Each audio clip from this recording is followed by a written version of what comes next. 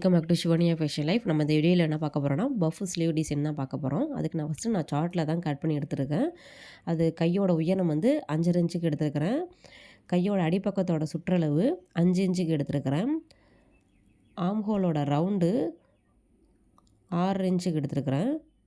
உங்களுக்கு எந்த அளவுக்கு உங்களோட மெஷர்மெண்ட் என்னவோ அந்த அளவுக்கு நீங்களும் சார்ட்டில் இது போல் கட் பண்ணி எடுத்துங்க. கட் பண்ணி எடுத்துட்டு நான் என்ன பண்ணியிருக்கேன், லைனிங் கிளாத்தையும் ப்ளவுஸ் கிளாத்தையும் ஜாயின் பண்ணிவிட்டு நம்ம சார்ட்டில் மெஷர் பண்ணியிருக்கோம் பாருங்கள், அது வந்து இதில் கரெக்டாக அதில் அளவு வச்சுட்டு எக்ஸ்ட்ரா 6 இன்ச்சு கிளாத்து விட்டுருக்கேன்.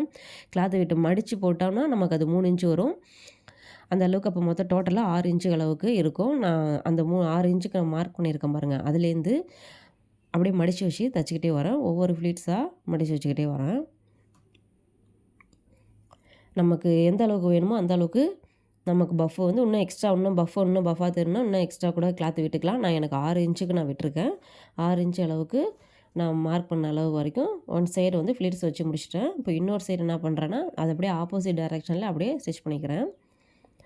அதே மாதிரி ஒவ்வொரு ஃப்ளீட்ஸாக எடுத்து வச்சு நான் மடித்து வச்சு அப்படியே தைச்சிக்கிட்டே வரேன். இப்போ 2 பக்கமுமே தைச்சாச்சு. தைச்சிட்டு இப்போ என்ன பண்ணுறோன்னா, நம்ம சார்ட்டில் மார்க் பண்ணியிருக்கோம் பாருங்கள், கட் பண்ணி எடுத்துருக்கிறோமா, அதை வந்து நம்ம ப்ளவுஸ் கிளாத்தை மடித்து வச்சு தைச்சோம் பாருங்கள், அதை 2ஆக மடித்து வச்சு நமக்கு எந்த அளவுக்கு கட் பண்ணியிருக்கிறோமோ அதை வந்து அது மேலே வச்சு கரெக்டாக மார்க் பண்ணிவிட்டு எக்ஸ்ட்ரா கிளாத்தெல்லாம் கட் பண்ணி எடுத்துக்கிறேன். மிடிலையும் மார்க் பண்ணிவிட்டு இந்த பஃப் வந்து அப்படியே நம்ம வந்து ஜாயின் பண்ணிக்கலாம். இப்போ நான் எக்ஸ்ட்ரா என்ன பண்ண போகிறேன்னா, ஒரு 1.5 இன்ச் அளவுக்கு கிளாத் எடுத்துருக்கிறேன். கிளாத் எடுத்துகிட்டு ஒன் சைடு கொஞ்சமாக மடிச்சுட்டு இன்னொரு சைடு அதே மாதிரி கொஞ்சமாக மடித்து வச்சு 2த்தையும் மடித்து வச்சு அப்படியே தைச்சிக்கிறேன். தைச்சிட்டு இது வந்து மிடில் பாயிண்ட் கரெக்டாக மார்க் பண்ணிவிட்டு அந்த மிடிலில் வந்து அது மேல் பக்கமாக வச்சு அப்படியே தைச்சிக்கணும்.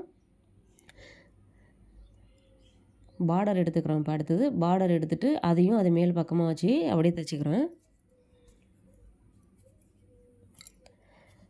இப்போ அந்த பார்டர் மேலேயும் ஒரு தையல் போட்டுக்கிறேன். அப்படியே தைச்சாச்சு. நான் இப்போ அடிப்பக்கத்தில் என்ன பண்ணியிருக்கேன்னா, பார்டர் ரொம்ப லென்த்தாக இருக்குதுன்னு சொல்லிட்டு மடித்து நான் எம்மிங் பண்ணிட்டேன். தையலும் போட்டுக்கலாம். தையல் போட்டால் தையல் மேலே தெரியுங்கிறதுனால நான் எம்மிங் பண்ணிட்டேன்.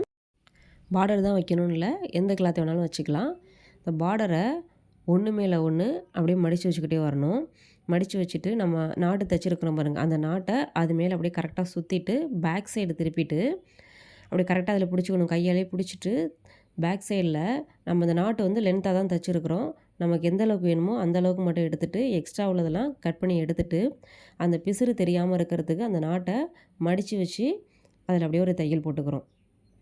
இன்னொரு டைமும் நம்ம ஃப்ரண்ட் சைடும் கரெக்டாக இருக்கான்னு பார்த்துட்டு அதில் அப்படியே கரெக்டாக வச்சுட்டு நம்ம 2-3 ட்ரிப்பு தையல் போட்டுக்கிறோம். ஒரு தையல் போட்டால் அது பிரிஞ்சிட்டு வந்துடும். அதனால் ஒரு 2-3 ட்ரிப்பு நல்லா தைச்சிக்கிறோம். நான் இப்போ 2 ஸ்லீவுமே தைச்சிட்டேன். நீங்களும் இந்த டிசைனை ட்ரை பண்ணி பாருங்கள். மறக்காமல் சப்ஸ்கிரைப் பண்ணுங்கள். தேங்க்யூ.